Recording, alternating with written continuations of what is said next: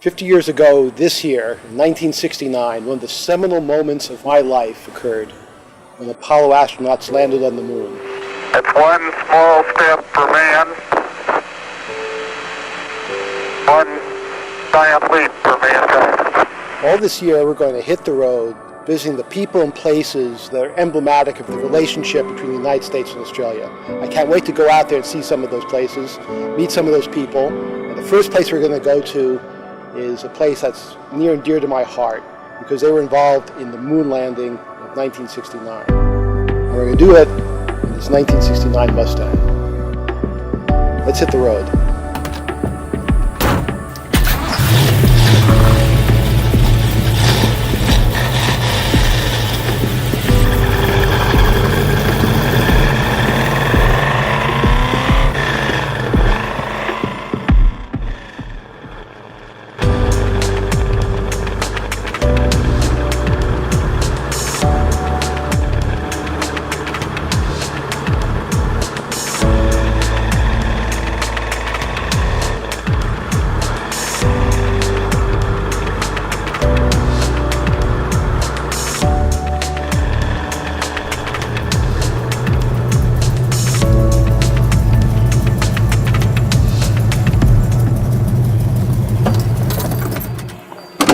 Hey sir, welcome to Tidbinbilla. Great to be here. Great to have you along.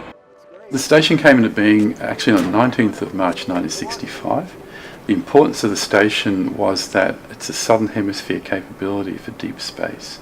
So important is the Space Exploration Initiative that it was opened by the Prime Minister of the day, Robert Menzies, and the very senior officials from NASA who came out to open it.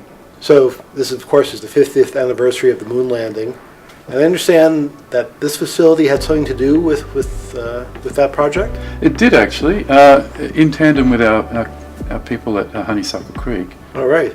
And Honeysuckle Creek's only, about 50K down the road? Or? It's only hop, skip and jump down the road. Yeah. And that actually did provide the first 10 minutes or so of the lunar lander. So of all the world, why did this little part of Australia become such an important part of the project? It's actually the way the Earth was pointed and the way the Moon was pointed at the right time that it meant that the Southern Hemisphere got the best visibility of the moon landing itself. Soon after we had taken the signals from the moon landing, it was passed to Parkes, and then soon after that it went to Goldstone. That took the bulk of the information. Goldstone being California. Exactly so. Right. Something like about 30 different space missions were operated through the Canberra Deep Space Communication Complex in support with our sister stations in Madrid and also in Goldstone, California.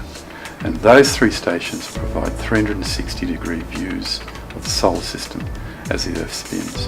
Where 9 hours a day, Canberra controls the entire global deep space network under a concept called Follow the Sun operations. Now, with the two new antennas that have been put into place in 2016 and 2018, DSS 35 and 36, we believe we're going to be here for another 30 years, possibly looking at things like human spaceflight. NASA, ESA, JAXA, and a lot of the other space agencies are looking at a potential lunar gateway to provide an ability to ascend and descend from the moon's surface as a precursor for us, the human species, U.S., going to Mars and working off Mars, exploring the solar system even further beyond that. Well, that's pretty exciting. You know, we've sort of missed going to Moon and Mars. I thought after 1969, when I was a kid, seeing the moon landing, I thought, well, by the time I'm 30, certainly we'll be on Mars. So I think we're all disappointed in that, not having our jet cars.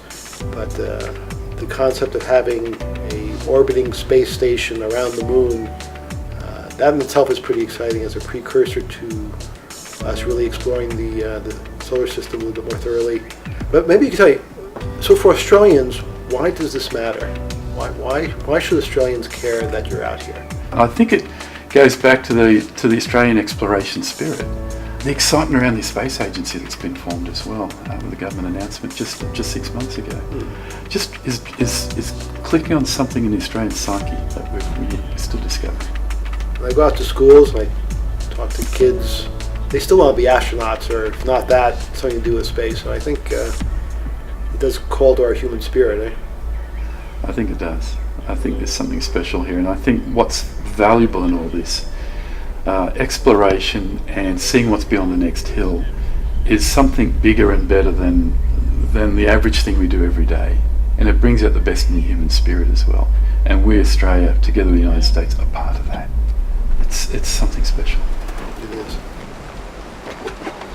Well, Jim, let me tell you something about the antenna out here. This was at Honeysuckle Creek during the moon landings, and it took about the first 10 minutes of Neil Armstrong walking on the moon. It was moved here in 1981 and became an operational antenna after that, and it operated for something like about 20 years, 25 years. But the real exciting part of this is the moon landing part, and Glenn is our expert here. Hi, Glenn. And Glenn can give us some more details on that. Great. Yeah, so as Ed said, Deep Space Station 46. It's out of all the antennas here on site, which have played important roles in space history. There's probably none more important than this particular dish.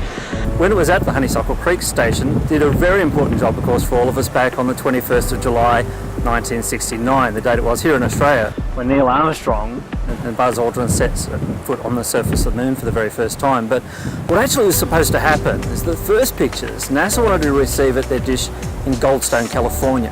Use an American dish to show Americans walking on the moon, beating the Soviets there, winning the space race. But they had a little problem on that day. When Neil came out of the spacecraft, his first job was to actually switch on the camera. He was going to take these images. So he came out the door, pulled a little handle, that released an equipment shelf, camera's on there, it's pointed towards the ladder, it switches on, it beams its signal back to Earth. That was received in California.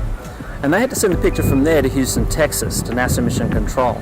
But somewhere along the way in all the excitement of that first moon landing, somebody at Goldstone had forgotten to flick one particular switch out of many hundreds of switches the right way around. And this was the switch for the video circuit. So when it came up on the big screen at Mission Control, the first pictures of a man about to walk on the moon were actually upside down. So you can imagine that was a bit of a sort of a dull type moment, you know, hundreds of thousands of people working on the Apollo missions, millions of people around the world waiting to see it on television, and they've got an upside down picture. So they need to find another picture, and fast. Neil's already coming down the ladder. He's not going to wait for anybody. So NASA looks to Australia. We kind of came to the rescue. They looked at Honeysuckle, they had a picture, it was a great picture, and it was the right way up. So they flicked the switch just in time so that 600 million people around the planet could watch Neil taking those final few steps down the ladder to plant his left foot on the surface of the moon. And I always remind people it's left foot. It comes up as trivia night questions all the time, so you can win just by knowing that. And of course, to utter those immortal words, that's one small step for man, one giant leap for mankind. So it was that little dish at Honeysuckle Creek, which was the smallest dish in all the world, playing a role in the Apollo 11 mission, that actually got those first pictures and broadcast them around the planet. And of course, that is this antenna right here, that's still with us today. A few years back, we were visited here by astronaut Gene Cernan, who was the commander of the Apollo 17 mission, the last mission, land on the surface of the moon. And he was here promoting a documentary about that particular mission. And in the documentary, he's visiting the Kennedy Space Center. And he's sort of bemoaning the fact that and all the infrastructure, all the equipment, all the launch pads and everything that was there during Apollo is gone, or it's crumbling infrastructure. It's not being looked after. And when he came here and visited us, we brought him to this antenna and mentioned, this is the dish that was communicating with you on the surface of the moon. And I remember him grabbing my arm and saying, don't let them tear this dish down. This is our connection to the moon. And it is that symbol of that cooperation between us and the United States and with the world, exploring the universe, that we continue to do here at our tracking station in Canberra, over at Goldstone, California, and Madrid, Spain today through the Deep Space Network. So I think Ed would join me in that idea that we'll keep an eye on this dish for as long as possible and to symbolise that cooperation between our nations. That's an amazing story. Thanks for looking after her. Been a pleasure. So Glenn, Ed, thanks a lot for taking me around today. Thanks for all the work you continue to do with JPL and NASA. As we said before, space is something that brings all humanity together. It's something that reminds us we're a small dot in a huge black sea, and the only way we're going to advance as a race is to work together to advance our knowledge, and you're a critical part of that. And I hope more and more school kids come out and see this piece of history, and also the new antennas that point to the future. So good luck and many thanks. You know, Jim, it's a real honour for Australia to be part of this space exploration initiative. And it's also been part of our nation building in many ways from the 1960s and onwards. And it's just great to be part of it. Thanks so much, sir. Thanks, guys. Appreciate it, Ed, Glenn. Thank you.